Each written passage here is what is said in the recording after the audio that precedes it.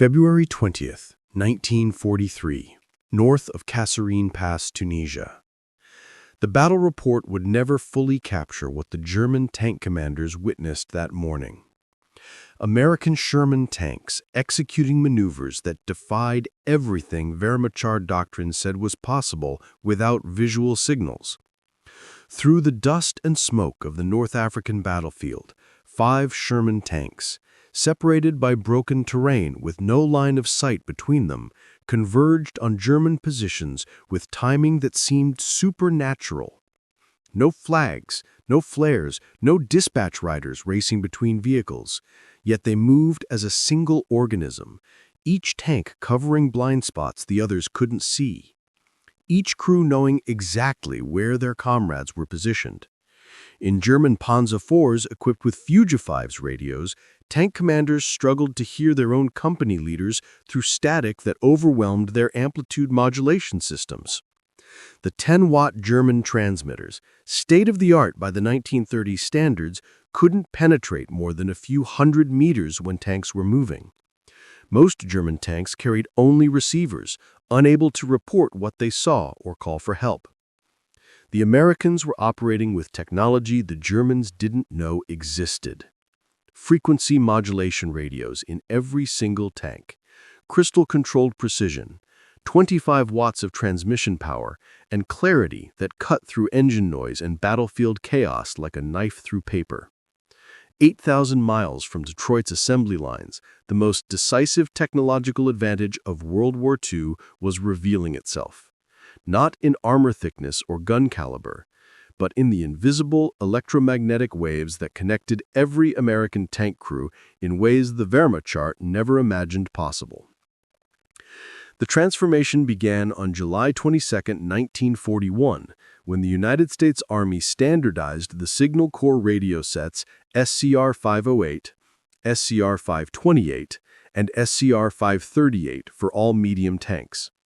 While German forces were advancing through the Soviet Union using tactics that depended on radio communication between command vehicles, American engineers at the Galvin Manufacturing Company, later known as Motorola, were perfecting frequency modulation technology that would render German systems obsolete. The engineering team included Daniel E. Noble, who conceived the application of FM technology in military vehicles, and Henryk Magnowski, the principal RF engineer, who solved the technical challenges of installing sophisticated electronics in the harsh environment of a tank. Their creation weighed 181 pounds and transformed every Sherman tank into a node in the world's first battlefield network.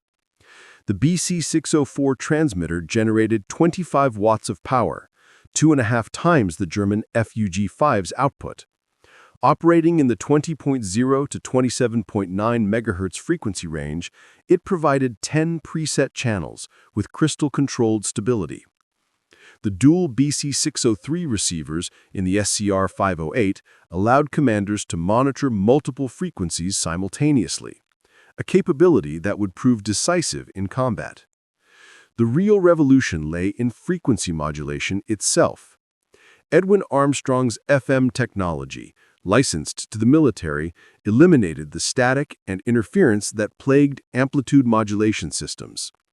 While German tank radios picked up every electrical discharge as noise, American FM radios delivered clear voice communication even during artillery barrages. November 8, 1942, Operation Torch brought American armor to North Africa. The 2nd Armored Division's tanks landed near Safi and Fadala, with SCR-508 radios that would soon demonstrate their superiority over German communications. The Afrika Korps, despite being the Wehrmacht's most experienced armored force, operated under severe communication limitations. A standard German tank platoon of 5 vehicles included only 1 or 2 with full FUG-5 transceivers, capable of both transmitting and receiving. The remaining tanks carried FUG-2 receivers only.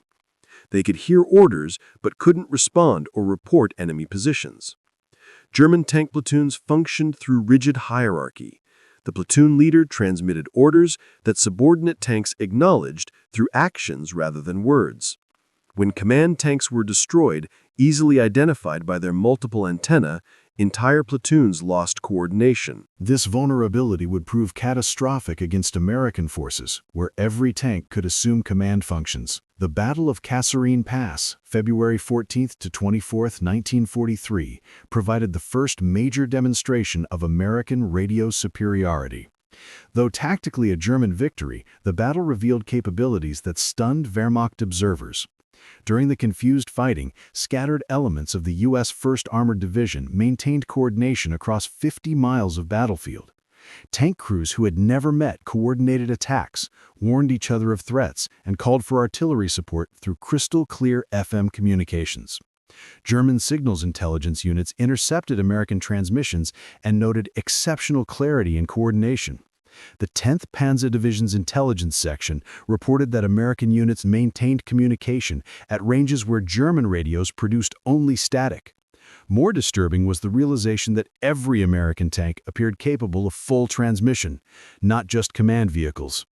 The German FUG-5 radios operating on amplitude modulation in the 27.0 to 33.3 MHz range suffered from fundamental limitations.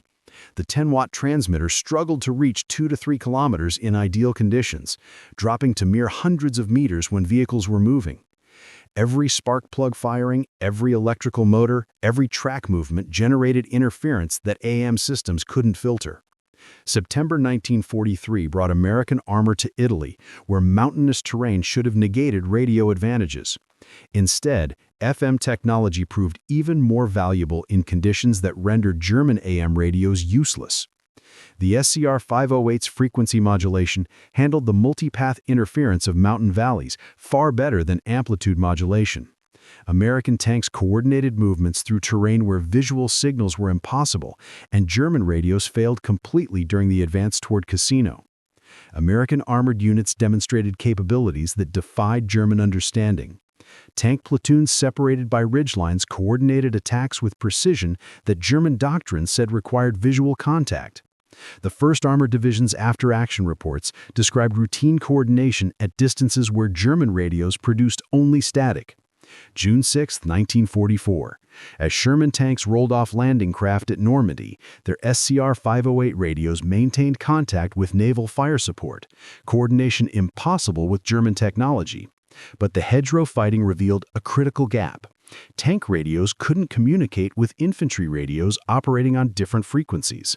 The infantry's SCR 300 operated on 40.0 to 48.0 MHz, incompatible with tanks' 20.0 to 27.9 MHz range. This communication gap proved deadly in the bocage, where German infantry with Panzerfausts could approach American tanks while nearby American infantry had no way to warn them. American innovation solved the problem within weeks. Tank crews mounted EE-8 field telephones in ammunition boxes welded to tank exteriors, wired directly to internal communications. By Operation Cobra in late July, this simple modification revolutionized tank infantry cooperation. July 25 to 30, 1944. Operation Cobra demonstrated the full potential of American radio superiority. The 2nd Armored Division, commanded by Major General Edward H. Brooks, coordinated over 200 Sherman tanks through radio networks that enabled unprecedented battlefield control. German defenders from the Panzerlehr Division faced an enemy that seemed to possess supernatural awareness. American tanks responded instantly to threats reported by other units miles away. Artillery strikes coordinated through tank radios arrived within minutes of target identification. The contrast with German capabilities was stark. Panzerlehr, once Germany's premier armored division, had been reduced to communication poverty. Most tanks operated without radios, depending on visual signals, in terrain where visibility rarely exceeded 100 meters. The few functioning radios suffered from interference and limited range that prevented effective coordination. The irony was profound. Germany had pioneered radio use in armored warfare. Heinz Skadarian, the architect of Blitzkrieg, had insisted on radio equipment in tanks since the 1920s. His book, Akun Panzer, published in 1937, emphasized communication as essential to armored operations. Guderian had developed radio communication systems that enabled tank officers to coordinate attacks. He understood that rapid armor advances required reliable communication. Yet by 1943, German tank production couldn't provide the radios Guderian's own doctrine demanded. German production statistics revealed the crisis. In 1943, Germany manufactured approximately 5,700 medium tanks, but fewer than 2,000 Fug transceivers. Many radios went to command vehicles and assault guns, leaving regular tank units desperately short of communication equipment. Soviet tank forces suffered even worse communication poverty. The T-34, despite being the most produced Allied tank, typically entered combat without any radio equipment. Soviet doctrine relied on flag signals and pre-battle planning, with catastrophic results against German forces in 1941. By 1943, Lend-Lease provided some relief. American radios, including SCR-508 sets, equipped Soviet command tanks, but even by war's end, only about 25% of Soviet tanks carried radios. The comparison highlighted American achievement. While the Soviet Union struggled to equip 1/4 of their tanks with any radios, America achieved 100% deployment of sophisticated FM systems. Motorola's Chicago factory represented American industrial mobilization at its peak. Before the war, the company manufactured car radios.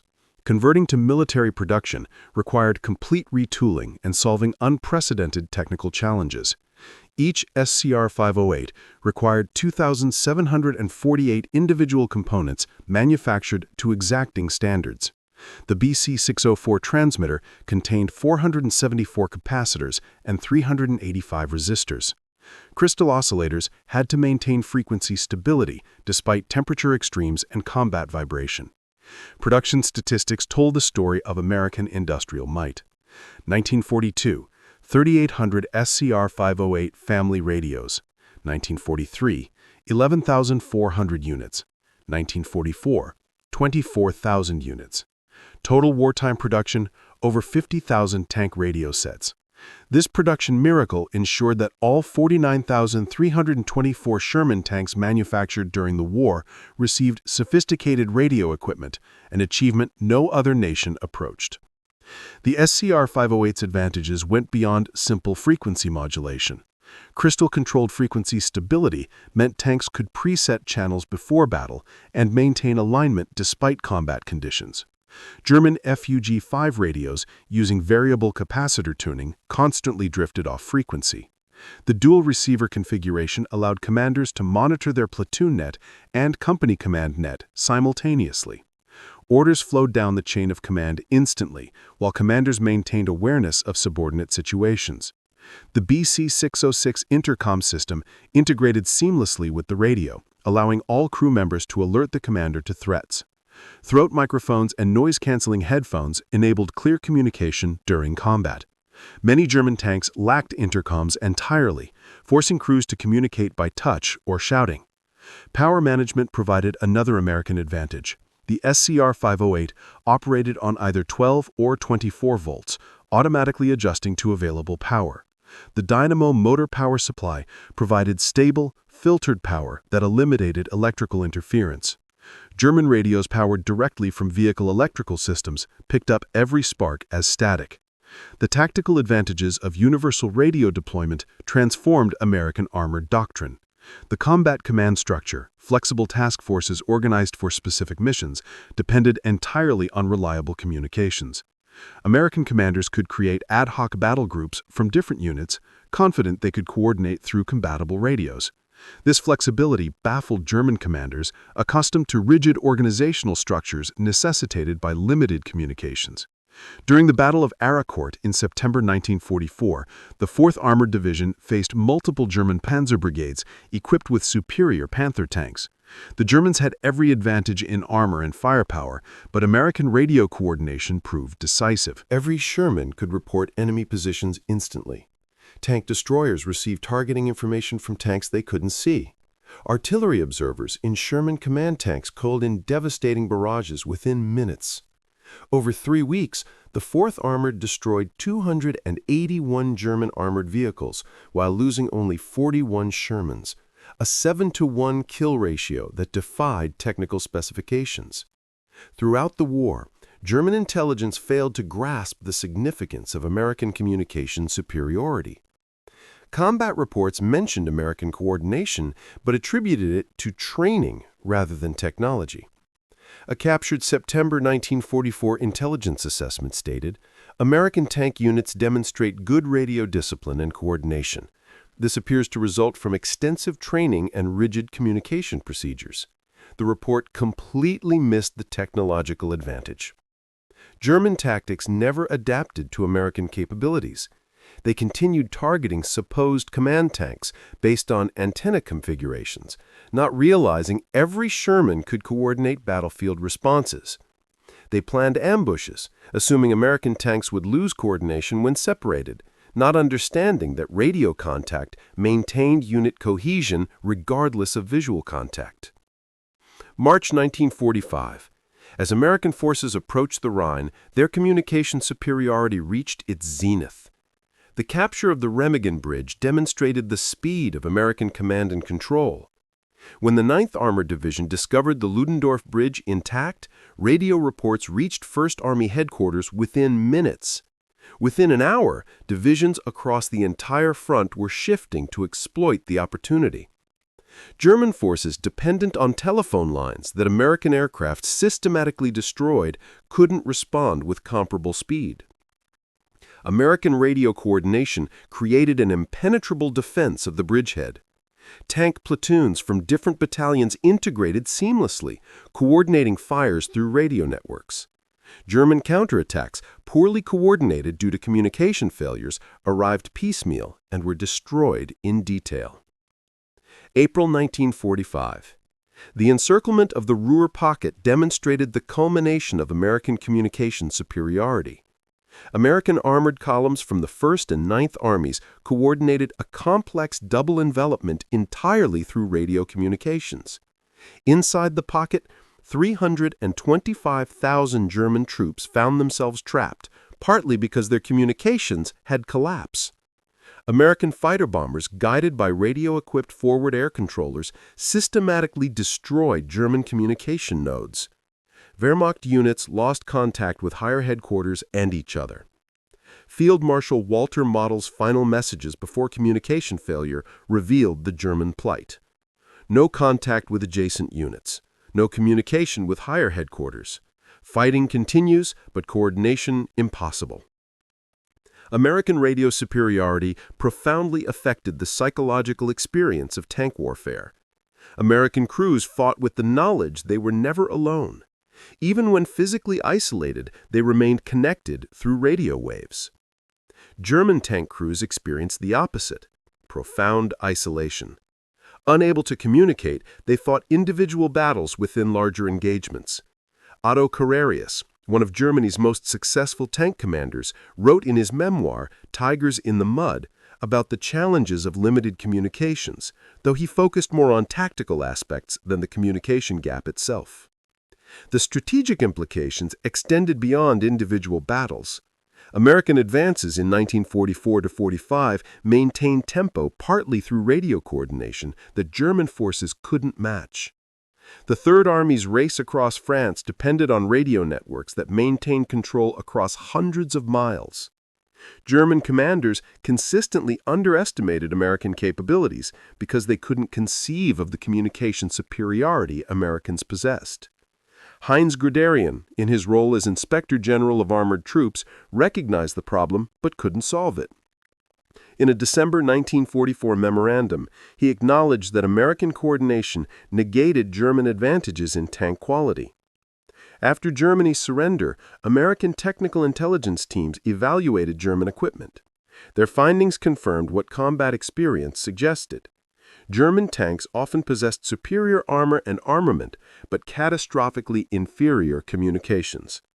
U.S. Army Technical Intelligence Report No. 176 concluded German tank communications equipment was approximately 5 years behind American systems. The absence of frequency modulation, limited radio distribution, and poor electrical suppression created critical vulnerabilities. Soviet evaluators reached similar conclusions. The Red Army, given access to captured German equipment, chose to copy American radio designs rather than German systems for post-war development. Production and deployment statistics reveal the magnitude of American achievement.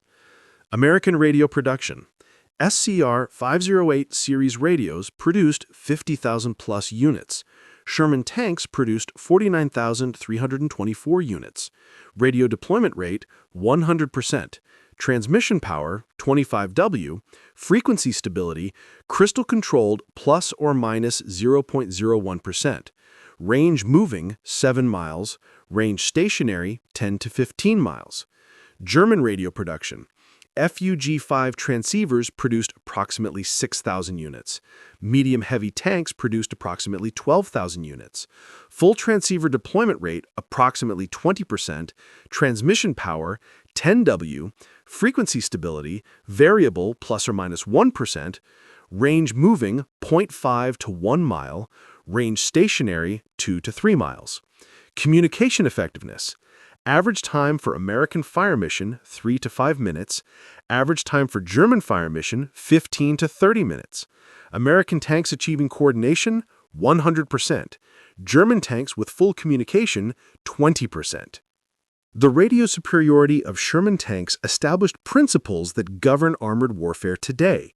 Modern main battle tanks carry communication suites that trace their lineage directly to the SCR 508, digital rather than analog, but fundamentally based on universal deployment and reliable coordination.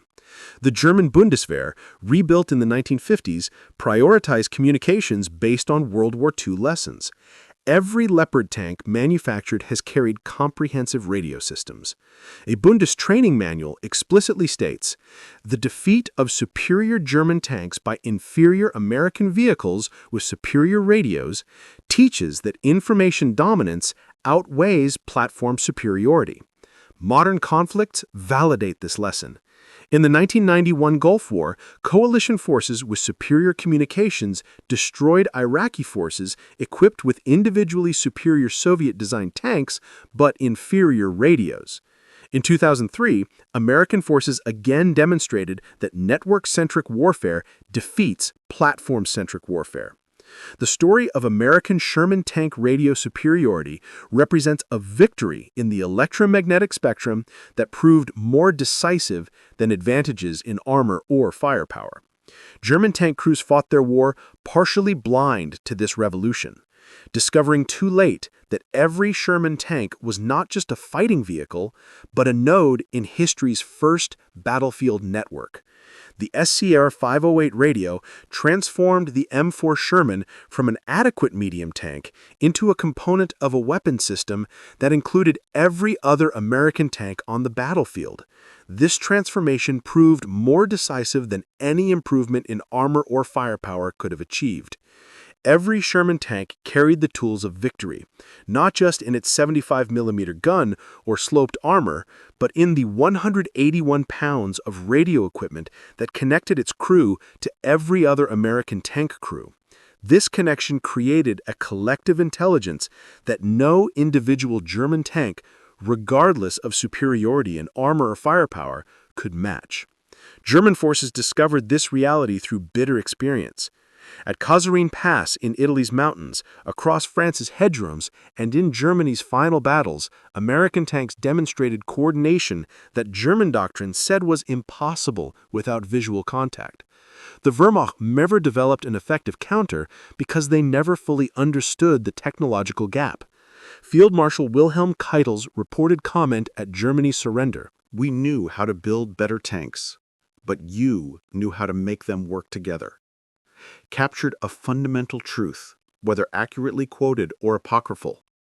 America had built not just 49,324 Sherman tanks, but 49,324 nodes in the world's first armored battlefield network. The revolution in military affairs that historians identify with modern network-centric warfare actually began in 1942 when the first Sherman tank with an SCR 508 radio entered combat. From that moment, warfare changed forever. The side with superior communications would defeat the side with superior weapons. The network would defeat the platform, and the connected would overcome the isolated. This transformation occurred largely invisible to German forces. They saw American tactical superiority, but didn't recognize its technological foundation until far too late. By the time German commanders understood that every Sherman tank possessed communication capabilities that most German tanks lacked, the war was effectively decided. The German military's failure to recognize and adapt to American communications superiority stands as one of World War II's great intelligence failures. Despite countless battlefield encounters demonstrating American coordination advantages, German leadership never prioritized solving their critical communication weakness. They continued building superior tanks that fought as isolated individuals, while American forces built adequate tanks that fought as coordinated teams. In the end, the electromagnetic waves carried by SCR-508 radios proved more powerful than the armor-piercing rounds fired by German 88mm guns. The ability to coordinate, to share information instantly, to fight as a unified force rather than as individual vehicles.